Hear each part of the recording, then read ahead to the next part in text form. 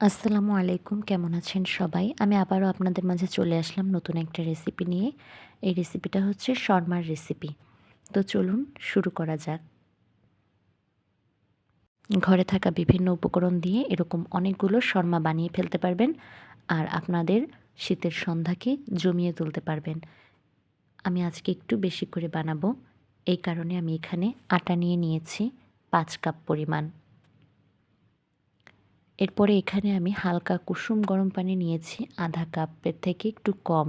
এর মধ্যে আমি ইস্টটা গোলাবো। এখানে আমি ইস্ট দিয়েছি ১.৫ চা চামচের মতো।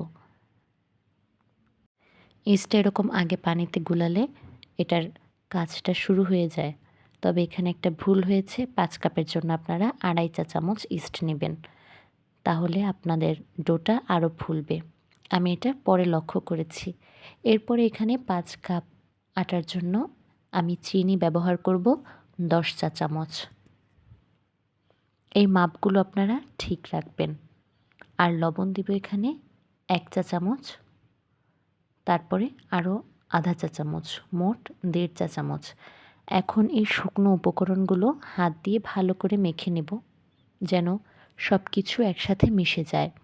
এরপরে গুলিয়ে রাখা সেই ইস্টটা আমি এর মধ্যে দিয়ে দেব, যেটা আমি গরম পানিতে গুলিয়ে রেখেছিলাম।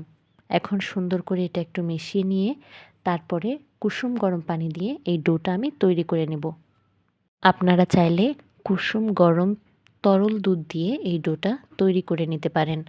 আর এখানে তেলও লাগবে বেশ ভালো পরিমাণেই। তেল লাগবে আপনার ৫ টেবিল চামচের মতো। আমি এখানে একসাথে তেলগুলো দিয়ে দেব না।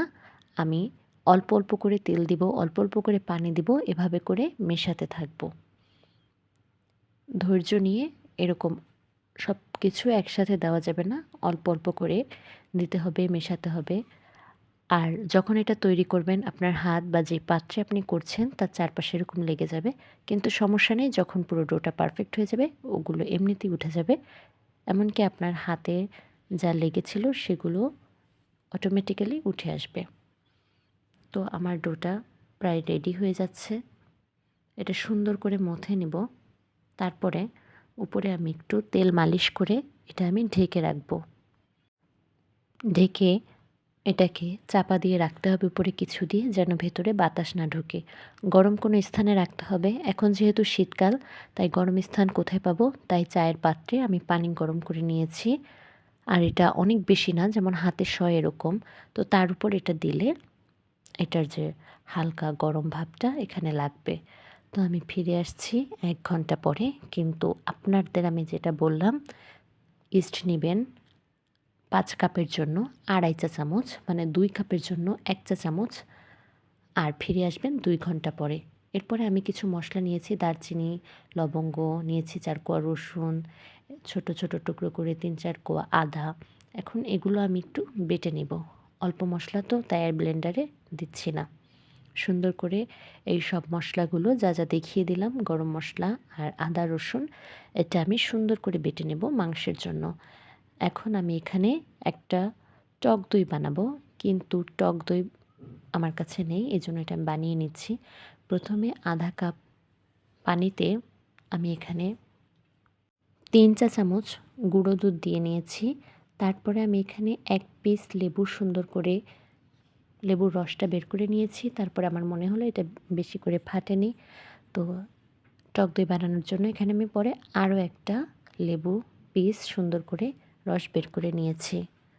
এখানে মাংসের পরিমাণটাও বলে দিই। এখানে মাংস আছে ১.৫ কাপের বেশি। তো সেখানে আমি সেই বেটে রাখা মশলা দিয়ে দিলাম। আধা চা চামচ লবণ, আধা চা চামচ টেস্টিং সল্ট, আধা চা চামচ ধনিয়ার গুঁড়া, এগুলো আমি দিয়ে দিলাম। এরপরে ঝালের জন্য এখানে আমি ১ চা চামচ মরিচের গুঁড়া দিচ্ছি। আপনারা এটা আপনাদের টেস্ট অনুযায়ী কম বেশি করে নিতে পারেন। দিয়ে দিলাম সেই বানিয়ে রাখা টক দই। একটা উপকরণ না থাকলে যে বানাবো না এরকম না। বিকল্পভাবে ওটা আমরা বের করে তারপর আমরা ওই রেসিপিটা বানিয়ে ফেলবো। সুন্দর করে মিশিয়ে নিচ্ছি।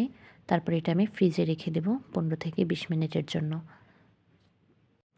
চুলায় প্যান গরম করে তেল নিয়ে তেল গরম করে আমি সেই মাংস দিয়ে দেব। চুলার আঁচ মিডিয়ামে রেখে এটা রান্না করতে হবে। চুলার আঁচ একেবারে কমিয়ে দিলে পানি একেবারেই ছেড়ে দিবে। এতে মাংসগুলো হার্ড হয়ে যাবে। এরপরে আমি চলে আসছি আমার ডোর কাছে।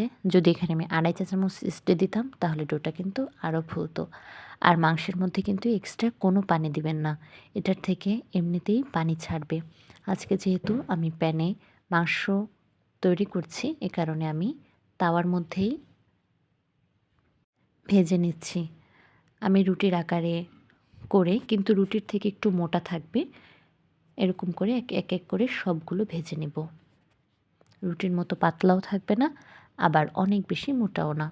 মোটামুটি মোটা করে আমি একটা করে সবগুলো ভেজে নেব। আর এখানে মাংস প্রায় হয়ে গেছে। সুন্দর করে নেড়ে চেড়ে যখন একেবারে পুরোপুরি রান্না হয়ে যাবে, তখন এটা আমি নামিয়ে ফেলবো। এখন আমার শর্মা বানানো। তো শর্মার জন্য আমি বাসায় মেয়োনিজ বানিয়ে নিয়েছি। তো মেয়োনিজের রেসিপি আমার কাছে আগেই আছে। এরপরে আমি পাতাকপির একেবারে ভিতরের অংশ কুচি করে নিয়েছি। মেয়োনিজটা পুরো রুটির উপর সুন্দর করে দিয়ে দিব। এটা আপনারা বেশি খেলে বেশি দিবেন, কম খেলে কম দিবেন। এরপরে সেই পাতাকপির একেবারে ভিতরের যে কচি অংশ থাকে না, সেটা একেবারে কুচি করে নিয়েছি, সেটা দিয়ে দিলাম। দিয়ে দিলাম কাঁচা পেঁয়াজ। আর এরপরে আমি মাংস দিয়ে দিব। এখানে আপনারা চাইলে আরও অনেক কিছু মেশাতে পারেন। টমেটো সস মেশাতে পারেন, কিন্তু টমেটো সস আমি মেশাবো না। টমেটো সস দিয়ে আমি এটা সার্ভ করব। এরকম করে এক করে আমি সবগুলো বানিয়ে নিচ্ছি। একবার বাসায় বানিয়ে খেলে বাহিরের শর্মা খেতেই চাবেন না। আমাদের সবগুলো শর্মা বানানো হয়ে গিয়েছে। এখন এটা পরিবেশন করার পালা। তো এটা খেতেও কিন্তু অনেক মজা হয়েছিল। যারা নতুন আমার চ্যানেলটি সাবস্ক্রাইব করে দিবেন। আর যারা ফেসবুক থেকে দেখছেন, ফলো করতে ভুলবেন না যেন। পুরো ভিডিওটি দেখার জন্য অসংখ্য ধন্যবাদ। পাশেই থাকবেন।